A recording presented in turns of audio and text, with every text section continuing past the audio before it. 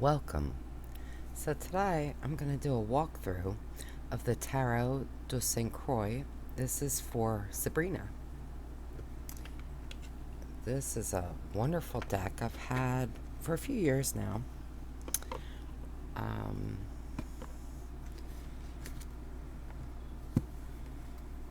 So these are the backs. Now there is a new version that is borderless. I don't have it, so I'm not sure if there are any other differences.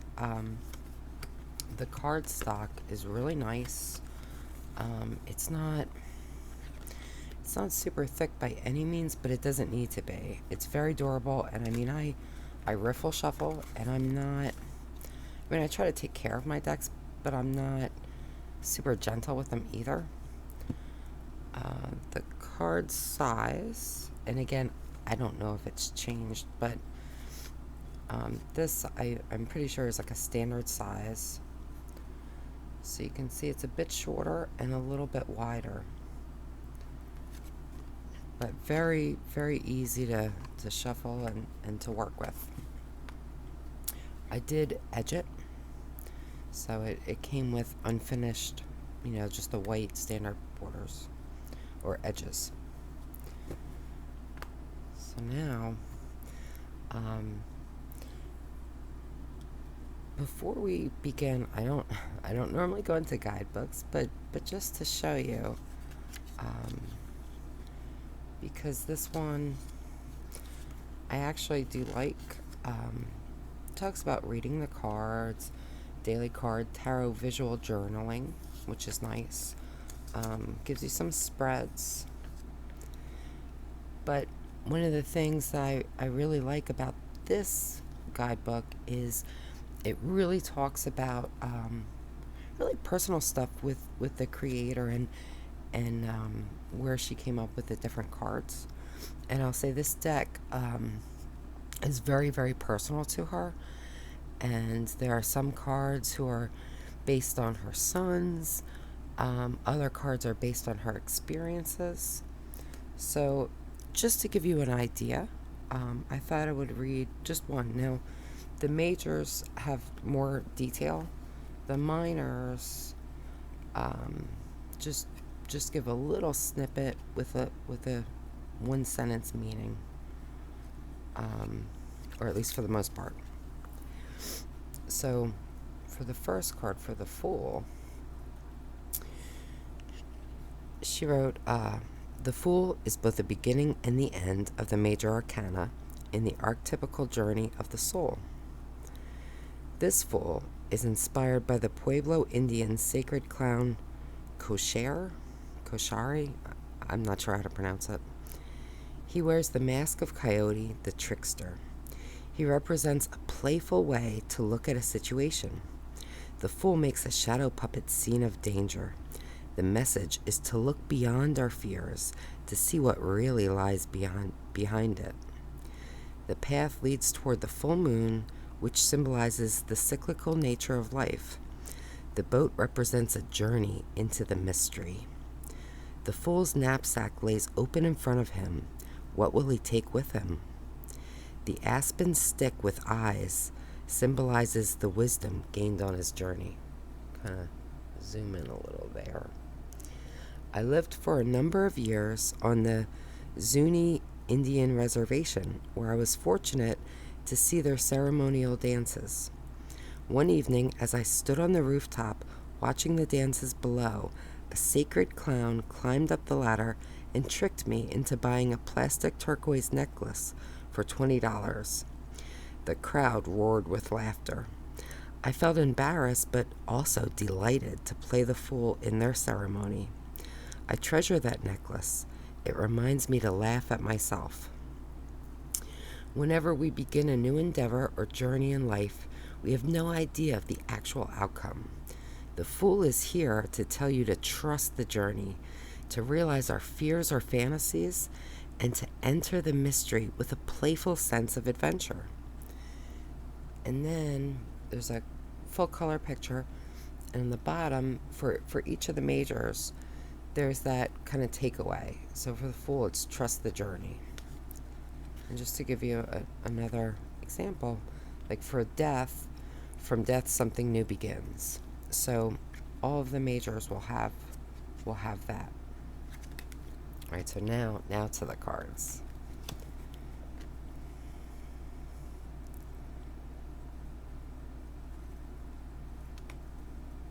And I love that she used the tarot cards of the aces with the magician. And she does talk about the symbolism used in each of the cards.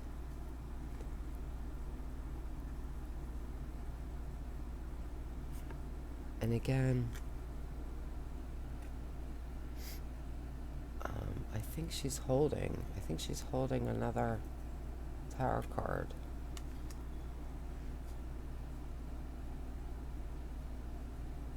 Love the Empress.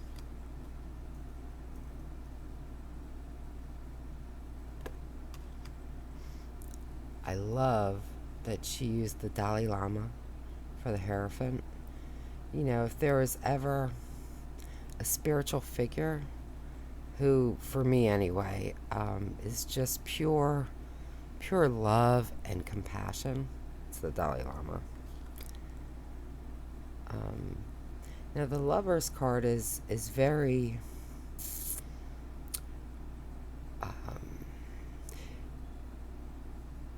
it has a very definite symbolism here, and it's, you know, for me the Lovers usually not about lovers per se, but I mean I'm okay with that. And these are not glossy cards. My light does give some glare, but they're not glossy at all. The Chariot. I love the strength. I love that they're, you know, it's not about subjugation or even taming. You know, it's like they're both equals. You know, right at eye level. I just think this is a wonderful card. And the Hermit. And I love that, to me anyway, there's that kind of dark, deep entryway, like looking inward, but there's also like that, like a, almost like a portal to the divine or to the universe. That's how I see it. Anyway.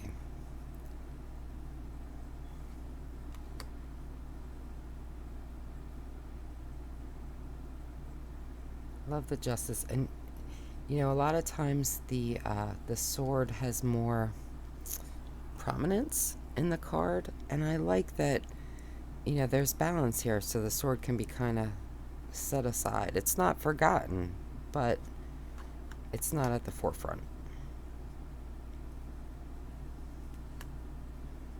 I love this death. I love the dancing skeleton. You can see he's got a key. Right?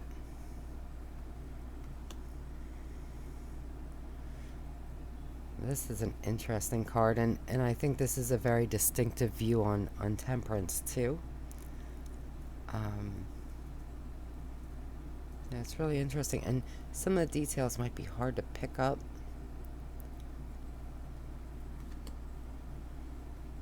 I guess it's a little late, but I should say that there's a little bit of nudity in this deck. So yeah. I tend to forget. I really don't notice it that much. I mean, it's not super prominent, but it's there. Love this. Love, you know, we have Lord Shiva right there, because he's the destroyer, but he's also Mahadeva, so he's also the creator and the preserver. And I think those are important aspects of the tower, right? Because the tower is not about just total destruction of everything. It's about the destruction of the stuff you just don't need anymore. And it might be unsettling, but it's not a bad thing. Yeah, the star is lovely. and the moon. And I love, so I hope you can, I think you can pick out, we have the pillars from the High Priestess. And then, of course, that moon, and it's like she's moving toward maybe another moon, maybe a portal, maybe something else. I really like that. And I like that it's up to you, really, to determine what that is. I love the sun card. It's one of my favorite sun cards. And sunflowers are my flowers, so.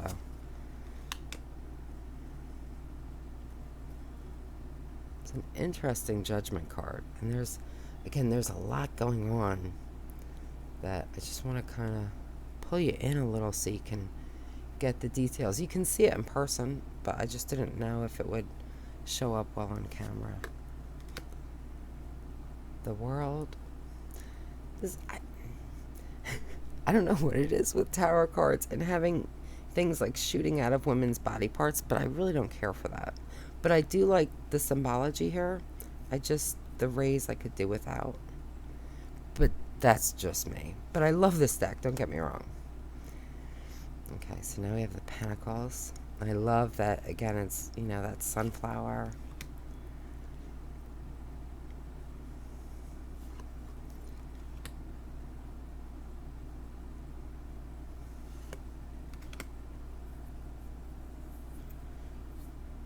I find this to be really interesting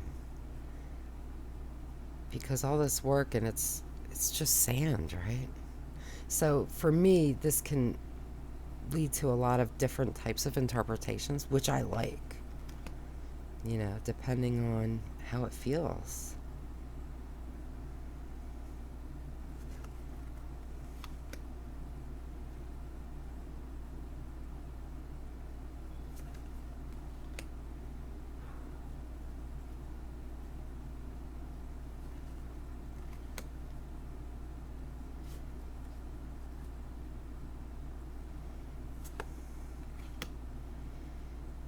And again with the flowers, which I love. That's a beautiful card. And the 10, this is an interesting card. Yeah. And I think this is, she was inspired anyway to, by one of her sons for this card.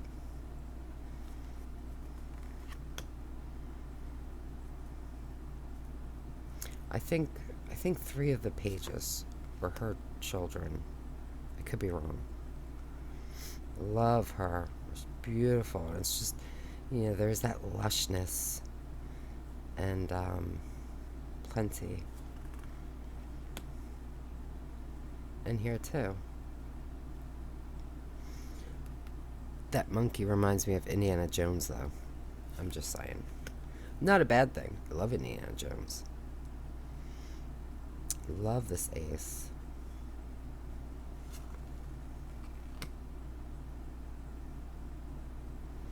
And I love the way the clouds and the sea.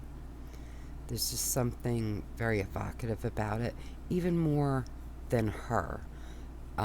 Generally, when this card comes up for me, I find myself here or here sometimes in the stones.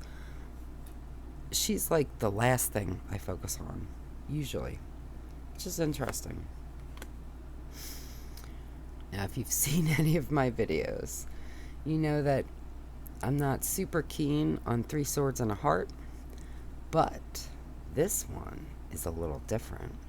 First of all, I love the different hilts, but notice that this is a needle, right? It's got the guard like a sword, but it's got a needle, and you can see, right? It's sewing up what's been cracked, and that is a unique card, and I really like that, and I really like it for the 3 of Swords. I think that's wonderful.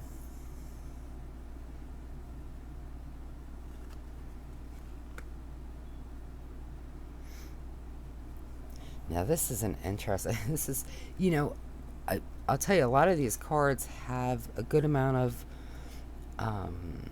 political, uh, sociological commentary.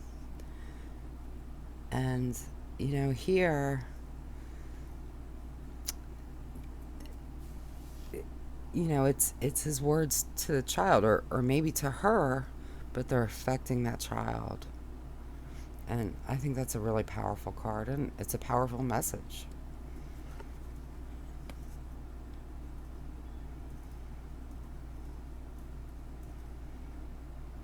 I like the way she did that too.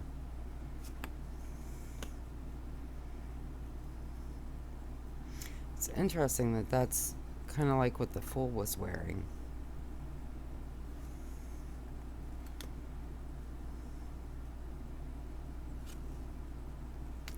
This, I think, is another kind of brilliant thing. You know, the swords are created by the shafts of light between the blinds, which I think is really brilliant. I really like that. And here with the Ten of Swords, this is another really inspired kind of card to me.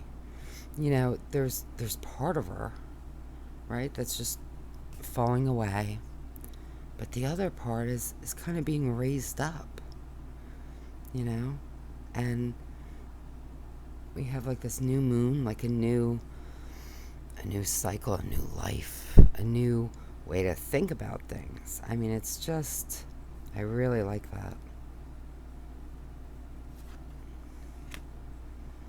I think this was based on another sun.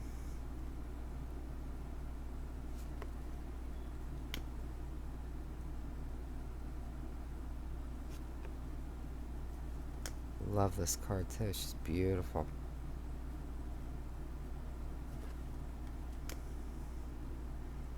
And then we have King Arthur being given his sword. Love this Ace of Cups. I love that it's a champagne flute. I think that's wonderful.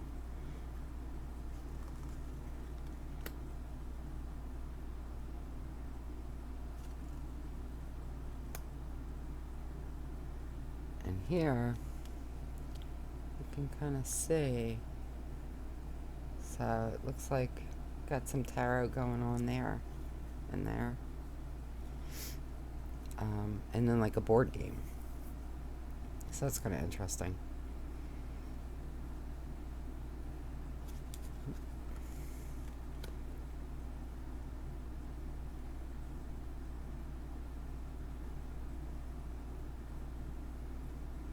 I love this. And I love that it could be sunrise or it could be sunset.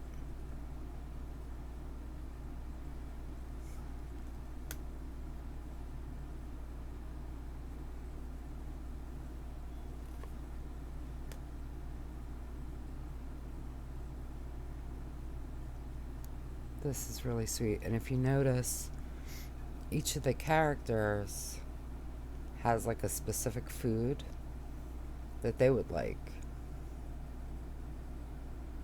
which is really sweet. I love this too. I think this is just a great idea. So it's like, you know, reading the tea leaves. All those possibilities.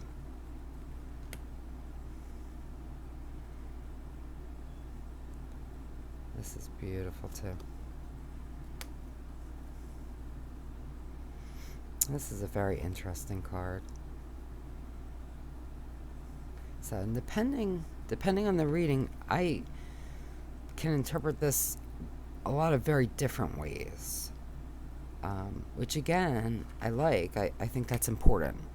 You know, you don't want to see the same thing every time you pull a card. That's lovely.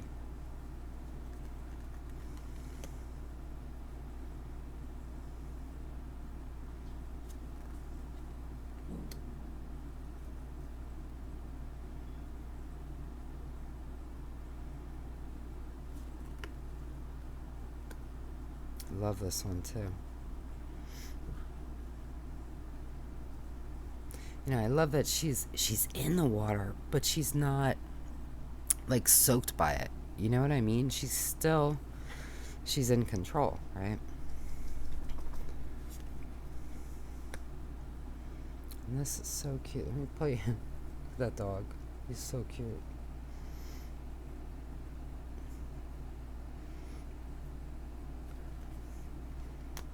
I love this Ace of Wands.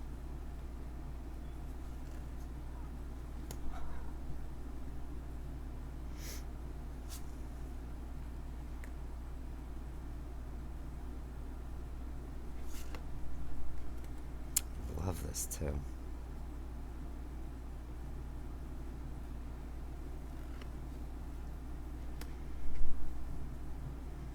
And here, this is like a social protest. So again, I mean, you don't have to necessarily read it like that, but a lot of the cards have a basis in I guess issues of today still, even though this deck is I don't think it's ancient, but it's a few years old at least. Love this.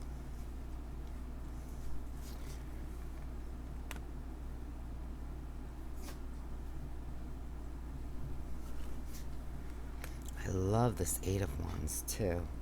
You can see the, instead of a bunch of wands, being projected and thrown, and you have all this energy going on, right? All the pollination and everything, and it's very smart.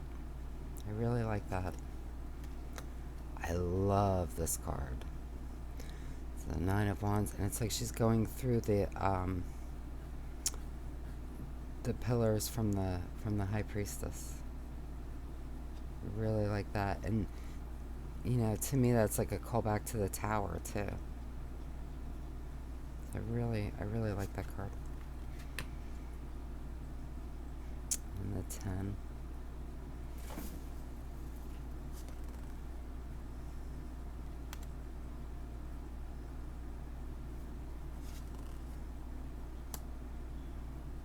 I love that we have a Shivite, like a Brahmin.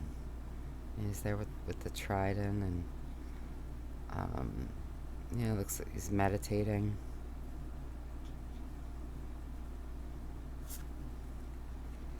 And I love her.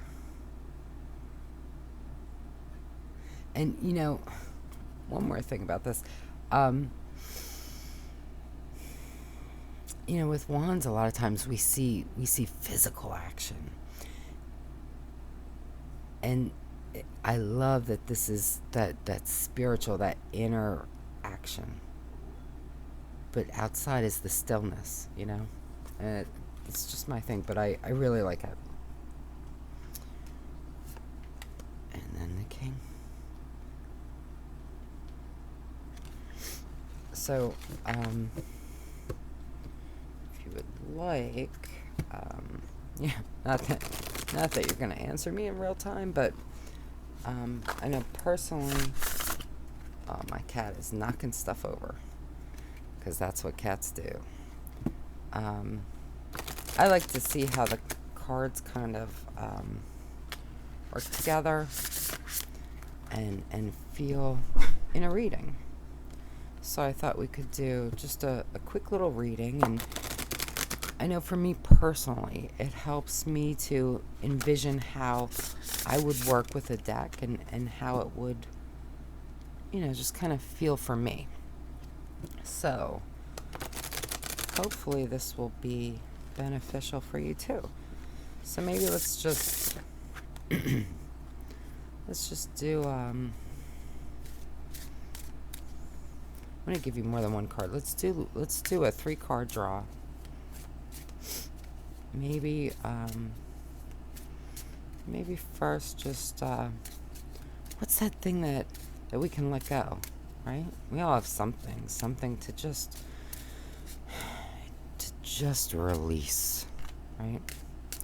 Sometimes you just have to let it go. Let me put you in here. That's an interesting one. And what do we need more of? What is that thing that, needs to be grown, fostered?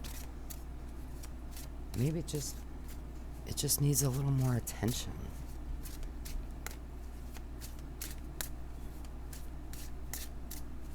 What needs more? Oh, we have two. Oh, Four of Wands and the Tower. Let me move these to fit the last card. Now, based on these, let's just say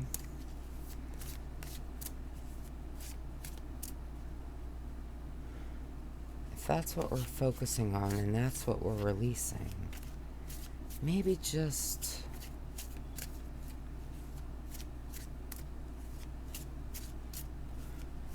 what's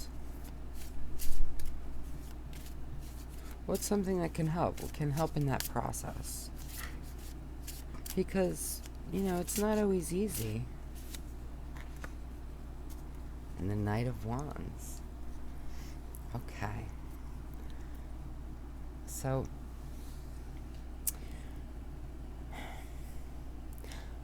I think in terms of what needs to be released,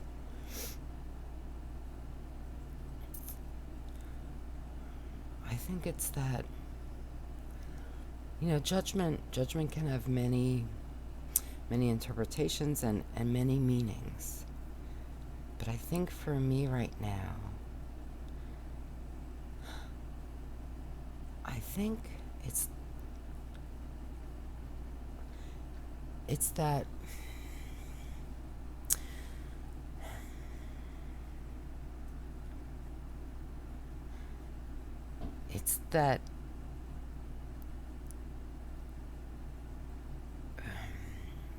that kind of binding of the self, that feeling, that thinking, that overthinking, that maybe what you're doing isn't right or isn't good enough. That critical voice that sometimes we need to silence. We need to turn down that voice. And sometimes when we do something, it's important to really focus on the details and have that eye on the goal. And sometimes it's important to just be in the moment and allow that story to unfold kind of naturally. Allow that project to grow just from being in the moment. Sometimes when we look too hard at something, especially ourselves, it becomes distorted. And now with the Four of Wands and the Tower, to me this is a calling to kind of get back to that center place of your passion, that core passion that's there. Hopefully it's helping push you and guide you, but sometimes that can be hidden and buried away. Sometimes we need that upheaval to break free, to see the path, the true path that's right for you, to create that foundation or recreate it. And by letting that other stuff go, the stuff that maybe kind of buried, that core essence, that core passion, that soul purpose, by letting that go, we can move to a place of greater energy, more powerful energy. an energy that can come in the stillness and come in the quiet. And even so, be more powerful than anything else. Burning away those misconceptions, burning away those things that up until now have been just holding you back, holding you down. Allowing you that freedom and that connection with what is so much more. And with what is already within you. Allowing you to see and to feel it more clearly. So, I hope you enjoyed this walkthrough, and let me know what you think about the deck. Let me know how you like it. If you get the one that is borderless, let me know what that's like. I might have to get it, honestly, because I really do enjoy this deck so much. I love the borders. I love that orange. It's such great energy, but I think if I got the borderless, I would still edge it in orange. And that is a color that comes up again and again in the card, so I think it would work well. Assuming it doesn't have any edging to begin with. I don't know. But yeah, I hope you enjoyed.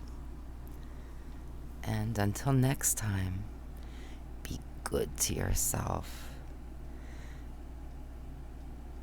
Because you deserve it. You deserve only the best, all the best. And that is exactly what I wish for you. Until next time.